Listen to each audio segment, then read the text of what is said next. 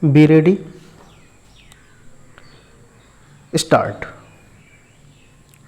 Mr. Divakar Subodh, learned counsel for the appellant, would argue that Wide Exhibit Kha, the plaintiffs received a sum of rupees 4,000 from the defendants and handed over the vacant possession of the land covered by Khasra number 439, and with such handing over the plaintiffs relinquished their right, title and interest with respect thereto. This being the position, although the deed was not a registered one, the learned trial court ought to have held that the plaintiffs ceased to have title to the suit land. Having noticed the aforesaid ingredients of substantial question of law, it naturally falls for consideration as to whether these premises, both factual and legal, do really exist. The pleaded case of the plaintiffs is that without there being any transfer of title, the defendants entered into the suit land by deceitful means. First, they got their names illegally mutated in the records of rights on 7/7/1992, and thereafter by applying force ousted the plaintiffs from the suit land. In the plaint, the defendants have been described as trespassers, and there was no prayer for adjudging Exhibit Kha sale deed as illegal.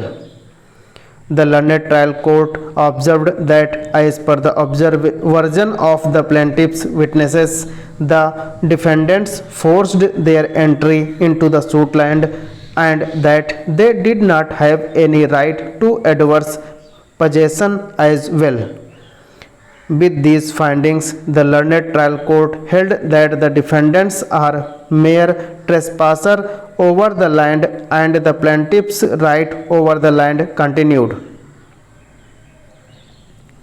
The learned trial court took note of the fact that the sale deed in question was unregistered one, and on the face of the aforesaid observation of the learned courts below, the first substratum of the sole question of law as the execution of the sale deed appears to be non-existent, while the second factual substratum is about payment of consideration. The same automatically becomes violative when the learned courts below arrived at findings that the defendants dispossessed the plaintiffs and there was no execution of sale deed.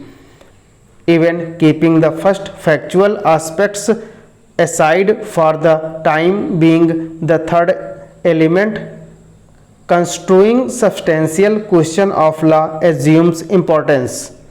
It can be the legal effect of an unregistered sale deed is discernible from perusal of section 47 and 49 of the Indian Registration Act.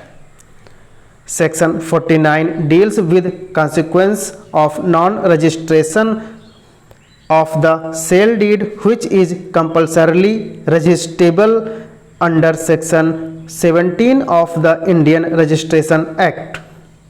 It is thus clear that a sale deed which is required by section 17 of the Registration Act as well as section 54 of the Transfer of Property Act to be registered and is not registered, it shall not affect immovable property comprised therein, and so no title would be conferred thereby.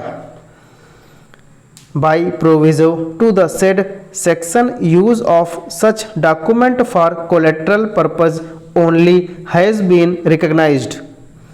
I have perused the grounds enumerated in memorandum appeal and did not come across any objection in regard to perversity of finding of the learned courts.